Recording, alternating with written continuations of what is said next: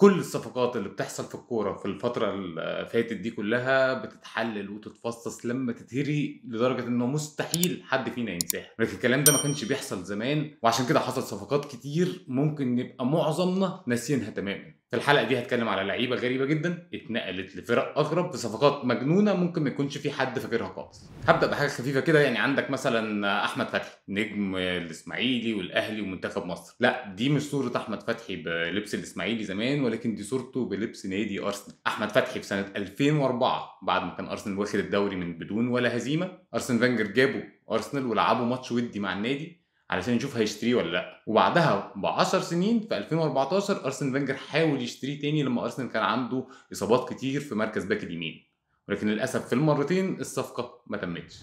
قبل بقى ما يتبطح بالروسيه ويبقى بطل كاس عالم، ماركو ماتيراتزي نجم انتر ميلان ومنتخب ايطاليا بدا مشواره الكروي في شويه انديه صغيره كده في ايطاليا، وبعدين راح ايفرتون، لعب موسم مع ايفرتون ومن بعديه راح على انتر ميلان، واحنا عارفين القصه بقى من بعد كده. الغريب بقى ان مش هو اللعيب الطلياني الوحيد اللي بدا مشواره الكروي في الجزر البريطانيه، ولكن وحش خط الوسط بتاع اي سي ميلان جينارو جوتوزو قبل ما يروح اي سي ميلان بدا مشواره بموسم و34 ماتش مع نادي رينجرز في اسكتلندا. صراحه حاجه غريبه جدا ان لاعب زي جاتوزو ده كان في اسكتلندا، يعني لعب معاهم 34 في الماتش في الموسم ده وجاب 3 اجوان. وبصراحه ده كمان غريب جدا لان مع اي سي ميلان لعب 335 ماتش جاب فيهم 9 اجوان بس، فشكله كده في اسكتلندا كان هداف. والعكس حصل، مش بس اللعيبه الطليانيه كانت بتبدا مشوارها في انجلترا وبريطانيا، ولكن لاعب ايرلندي بدا مشواره قبل ما يروح ليدز وقبل ما يبقى نجم في توتنهام بدا مشواره في نادي انتر ميلان. اللاعب ده هو روبي كين. متهيأليش في حد فينا خالص كان فاكر روبي كين في ايطاليا. زلاتان ابراهيموفيتش. طبعا ابراهيموفيتش ده لاعب يعني تقريبا كده كسب الدوري في كل موسم لعب فيه كوره في تاريخه، لكن قبل ما يروح اياكس كان على بعد يعني ولا حاجه من ان هو يمضي مع نادي ارسنال، لدرجه ان هم صوروه بالتيشيرت ورقم 9 وكل حاجه، ولكن جه ارسن فانجر قال له انا عايز اشوفك بتلعب قبل ما نمضي. الحاجه اللي زلاتان وهو عنده 18 سنه شافها انها مهينه بالنسبه له وقرر ما يمضيش مع ارسنال وراح اياكس.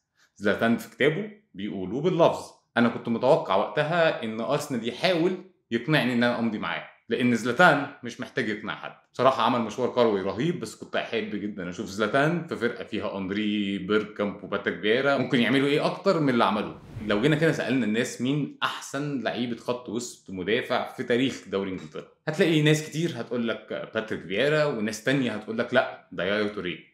المهم باتريك فييرا ويايا توريه شبه بعض جدا، طريقه اللعب، البنيه الجسمانيه اللي بالرغم منها حريفه جدا. والحاجه الثانيه اللي بيشتركوا فيها ان يايا توري نجم مانشستر سيتي بدا مشواره بماتش ودي في نادي ارسنال لما كان فانجر هيجيبه بعد ما جاب اخوه كولو توري، وباتريك فييرا بعد ما بقى نجم في ارسنال خلص مشواره بموسم كامل لعبه في مانشستر سيتي. حابب اروح بقى الاثنين لعيبه بسميهم ايه، اللعيبه الرحاله اللي هم ما سابوش تقريبا نادي ما لعبوش فيه. عندك مثلا لاعب زي نيكولاس انالكا، كله ممكن يبقى فاكر انالكا في ارسنال وانالكا في باريس سان جيرمان ريال مدريد مانشستر سيتي تشيلسي ليفربول، بس الحاجه اللي ما تهيأليش حد فاكرها خالص ان نيكولاس انالكا في 2013 لعب موسم مع يوفنتوس. واللي زيه راخر بقى ساميول ايتو، كله فاكر ساميول ايتو لما بدأ في ريال مدريد بعديها مايوركا منها برشلونه انتر ميلان واما عدي على تشيلسي. بس حد فينا فاكره في ايفرتون؟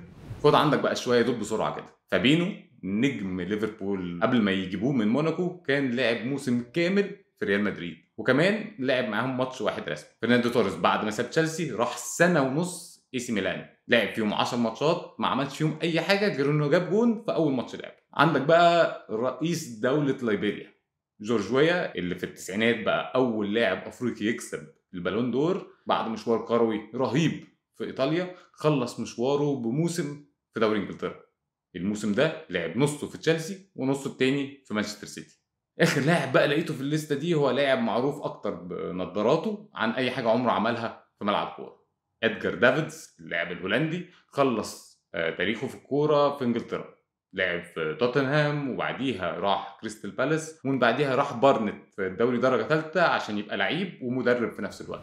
ايه رايكم بقى في لسته اللعيبه دي؟ مين فيكم كان فاكر الصفقات الغريبه دي، ومين عنده صفقات اغرب يقدر يقولها لي في كومنتات تحت، واشوفكم الحلقه الجايه.